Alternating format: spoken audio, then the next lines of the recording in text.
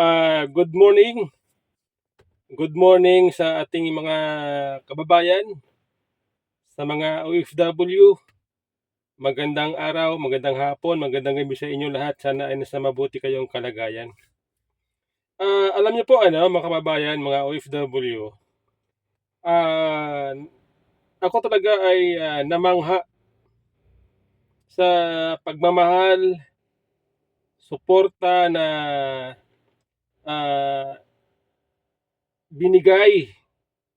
pinapakita ng mga OFW kay dating Pangulong Duterte, kay Tatay Digong.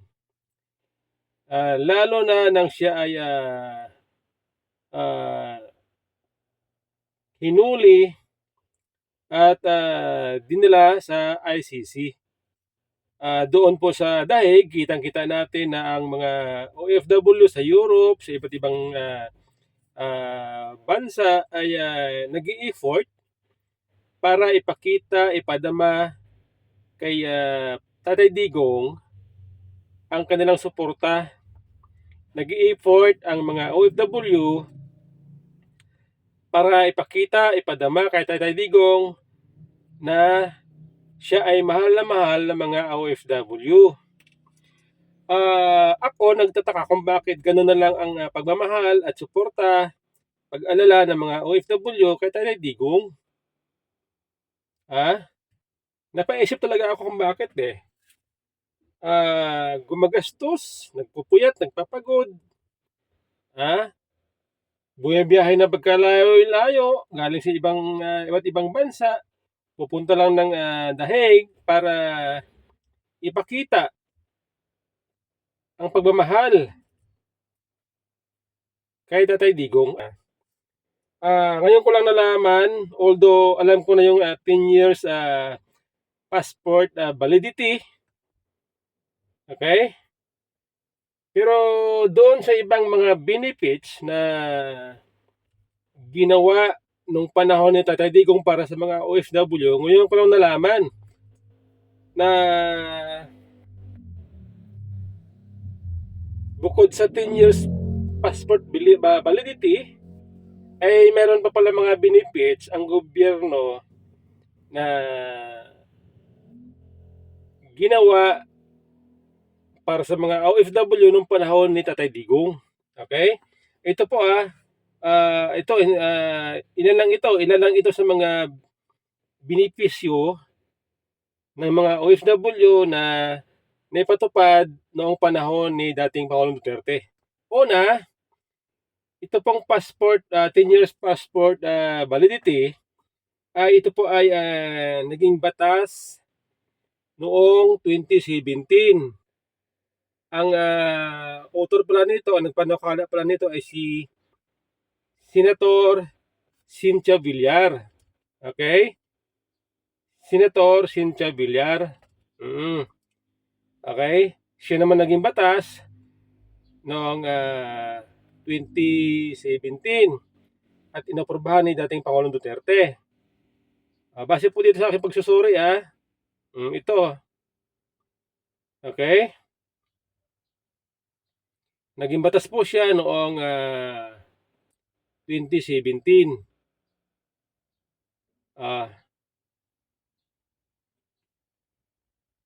Ito The Department of Foreign Affairs, DFA, began issuing 10 years validity passport on January 3, 2018 to Filipinos 18 years old and above, while those under 18 still receive 5 years passport according to the Philippine News Agency. The change was implemented after Republic Act 10928, which extended passport validity to 10 years, was passed and signed by President Rodrigo Duterte on August 2, 2017. So, 2017, naibatas na po itong 10 years passport validity.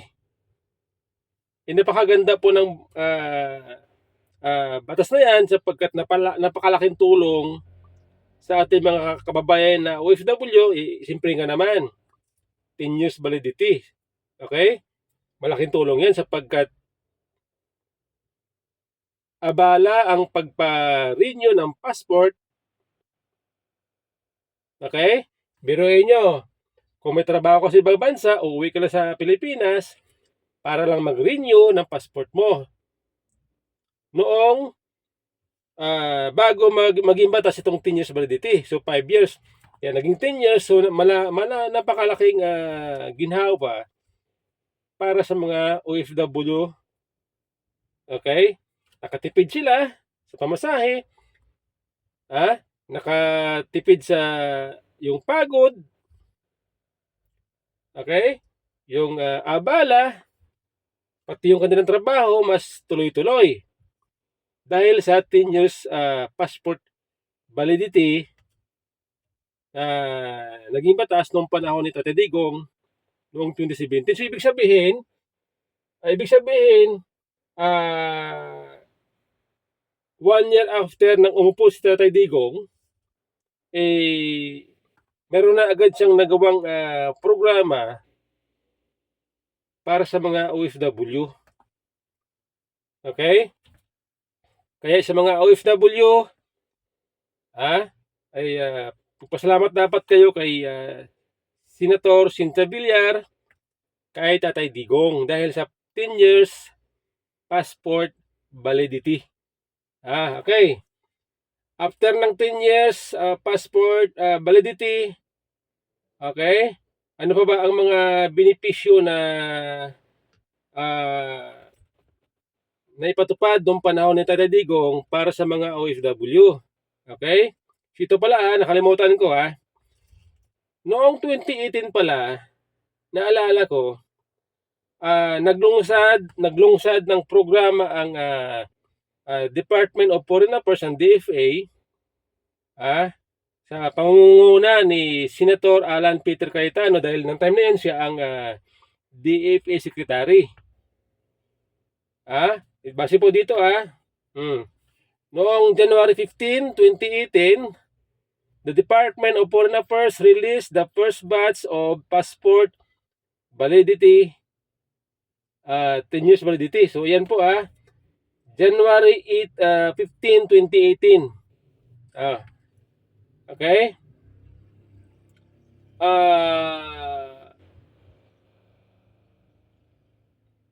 Ngayon, nung panahon din na yon, mga kababayan, nagkaroon din po ng programa ang DFA sa pangunguna pa rin ni Senator Alan Peter Cayetano, yung passport on wheel.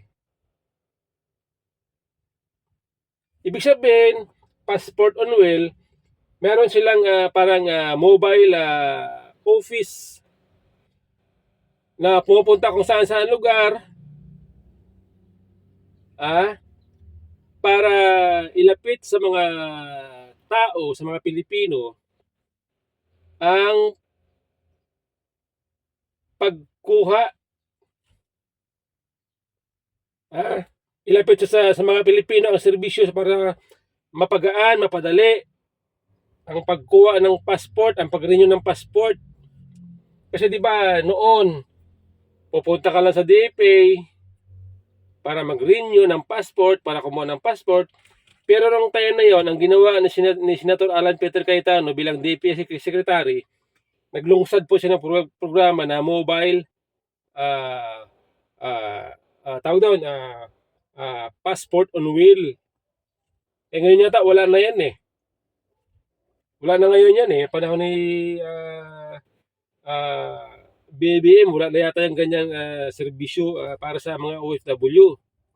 Parang hindi ko na narinig ngayon, panahon ni BBM. So ganun po noon. May mga programa ang gobyerno noon para sa mga OFW. Okay? Then, ano pa ba? Na mga programa. Ito.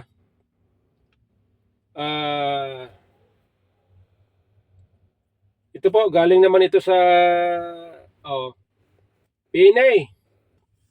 Ito po ay galing sa page ng PNA, Philippine News Agency. Sabi dito successful welfare programs probe. Okay, ulitin ko successful welfare programs probe PRRD Fathers of OFW. OWA, yan po ang kanyang title. Ngayon, ano ba ang mga programa dito na sinasabi para sa mga OFW? Okay, sabi, the number of government programs that were implemented to ensure the well-being of overseas Filipino workers proved that President Rodrigo Roa Duterte is the father of migrant workers. The Overseas Workers Welfare Administration OWA said on Friday. Okay?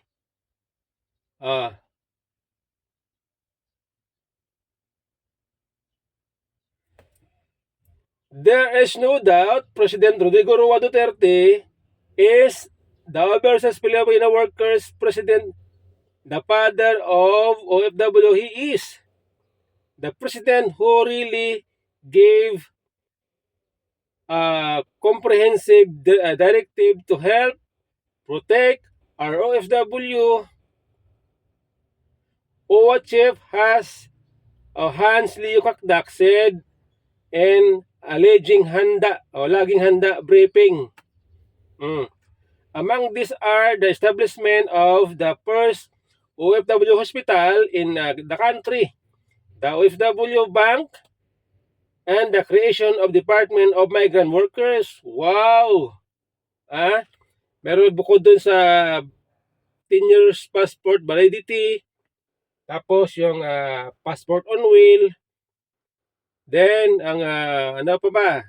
Yung OFW hospital, bank o OFW bank.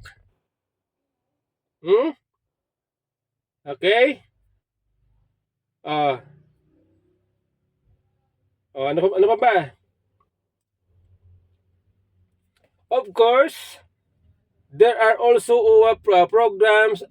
I am proud to say that our direct payments beneficiary have increased 200 to 250%. There is our OWA programs, that is in livelihood, scholarship, medical calamity assistance, death and disability, and other OWA programs are 200 to 250 increase as compared to the previous administration, and receive the money right into their hands from OWA, Kakdak said. So, yun pa sabi pa dito, bukod sa nabanggit ko kanina, meron pa dito. Ano pa ba? Sinasabi dito ng mga benepisyo para sa mga OFW. Okay? Ito, nabanggit. Livelihood, scholarship, medical, calamity assistance, and death and disability, and other OWA programs. Wow! Di ba ang dami? Maraming benepisyo ang mga OFW na binigay ng gobyerno na ipatupad noong panahon ni Tatay Digong. Ano pa ba? Ito po base po ito sa page. Galing po ito sa PNA. Okay? Binabasa ko lang. Ano pa ba? Our ano ba ito? Nakalimutan ko. Nawala. He added that scholarship of OFW dependent were strengthened under the Duterte administration. Wow! Scholarship for OFW dependents under the Duterte administration.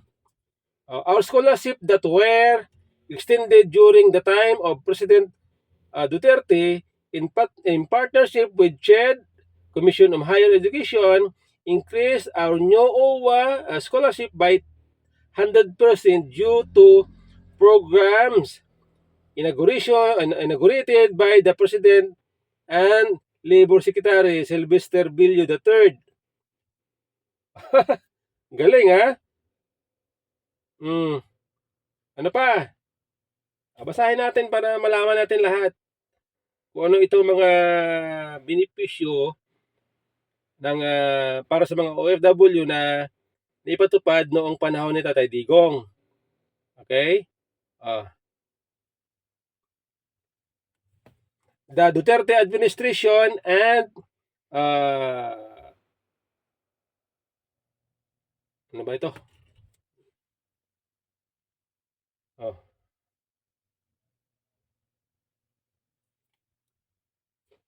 Na wala. Okay? Dito na lang sa baba, nawala yung nahanap ko eh.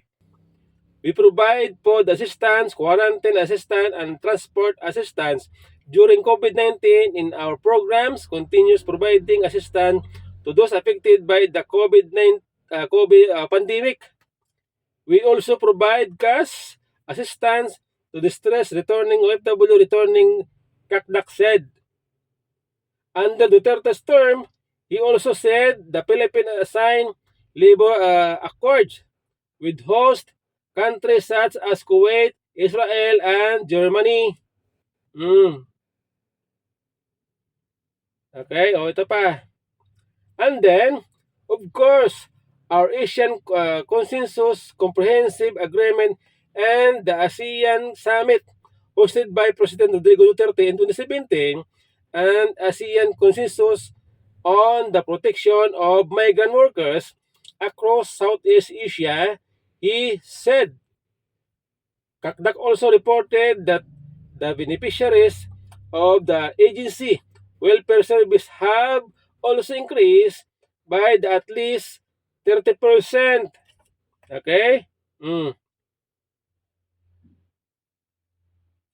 That means we have served more OFW on an annual average.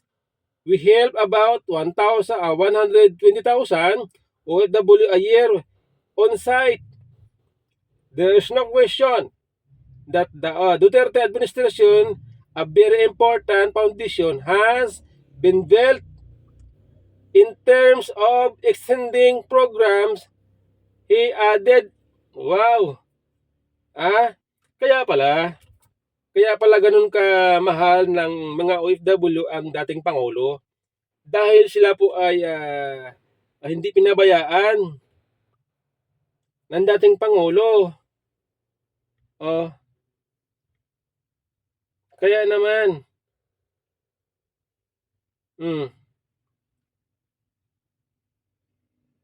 ito pa nakalagay ito po ay bago bumaba ang Pangulong Duterte noong 2022. Ito binabasa ko lang galing po ito sa report ng PNA. PRRD kept his promise to make OFW lives better. Okay, yan po sabi ni Bilyo, Secretary Bilyo. Ito po ay May 12, 2022. Ito po ay published May 12, 2022. Babasahin natin para alam natin itong mga programa ng dating Pangulo para sa mga OFW. Okay?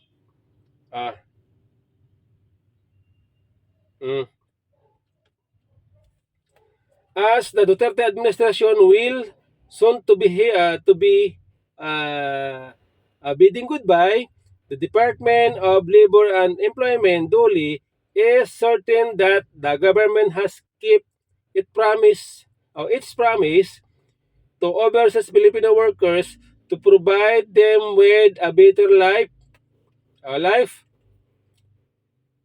Dole Secretary Sylvester Bilyo III admitted that he is one with President Rodrigo Roa Duterte in giving the Filipino people safe and bright future.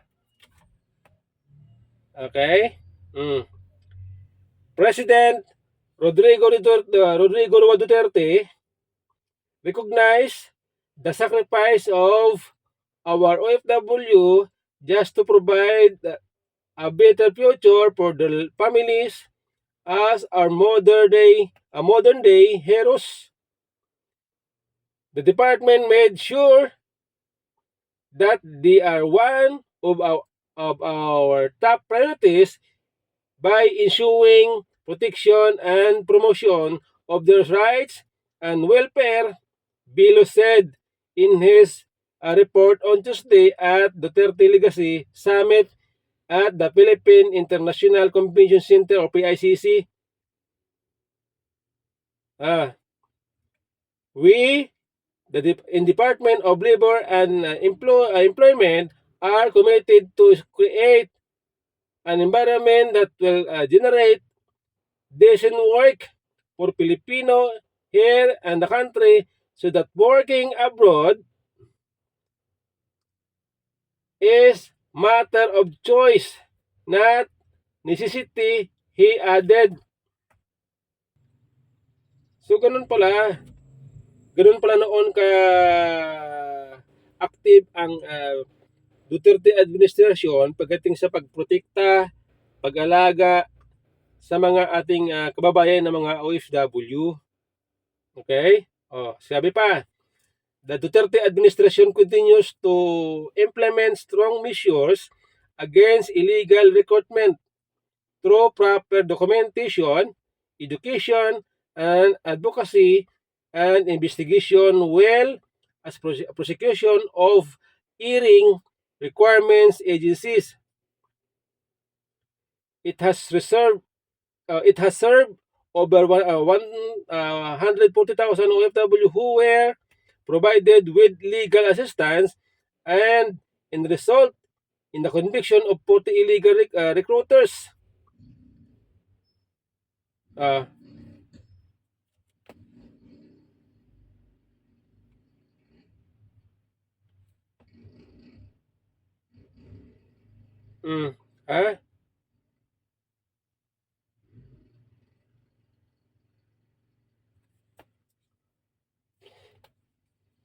Okay, ito pa.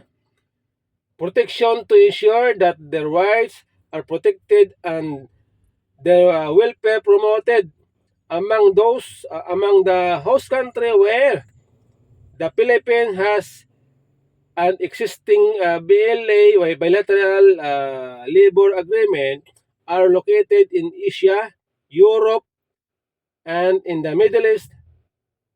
These are Canada, Japan, China, Kuwait, Jordan, Israel, Korea, and Kingdom of Saudi Arabia, UAE, Taiwan, New Zealand, Germany, Switzerland, Lebanon, Libya, among others.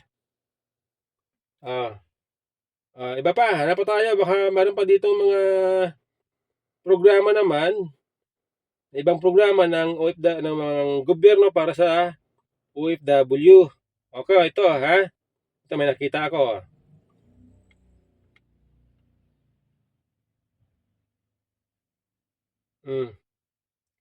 Ano ba ito? DMW. DMW, ano ba ito? Ibig sabihin ng DMW? Department of Migrant Workers. Yung pala ibig sabihin ng DMW. Department of Migrant Workers. So ngayon ko lang ito nalaman palibasa kasi hindi ako nag-abroad, hindi ako nag-OFW, kaya hindi ko ito alam. So dahil po tayo ay nag-search, dahil tayo po ay nagtataka kung bakit ganun kamahal na mga OFW sa Tatay Digong, kaya tayo po ay nagsuri, kaya nalaman po natin ito na ganito pala ang mga programa noon ng dating Pangulo para sa mga OFW. Okay, ito sabi dito. What is Department of Migrant Workers? Sabi, the Department of Migrant Workers, DMW, is the executive department of the Philippine government, tasked to protect the rights and promote the welfare of overseas Filipino workers, OFW, The department was created by the virtue of the Department of Migrant Workers Act or Republic Act number 1146 11641. Naulit ko, Republic Act number 11641, which was signed by the President Rodrigo Roa Duterte on December 30, 2021. Bago lang pala ito, bago bumaba. Isang taon bago bumaba si Tatay Digong. Naprobahan niyang batas na ito, Republic Act 11641, Department of Migrant Workers.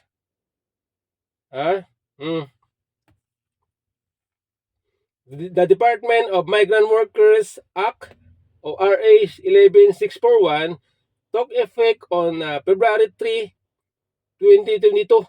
So, naging epektibo siya noong January 3, 2022. Okay? Ilang buwan? 5 months bago, o 6 months bago bumaba si Tatay Digong sa pwesto. Kasi di ba bumaba siya sa pwesto June 30, 2022. Okay? O, ayan. Wherein the BMW was created, established, and constituted. It now assumes and performs all the powers and functions of 7 merged agencies, namely the Philippine Overseas Employment Administration o POEA,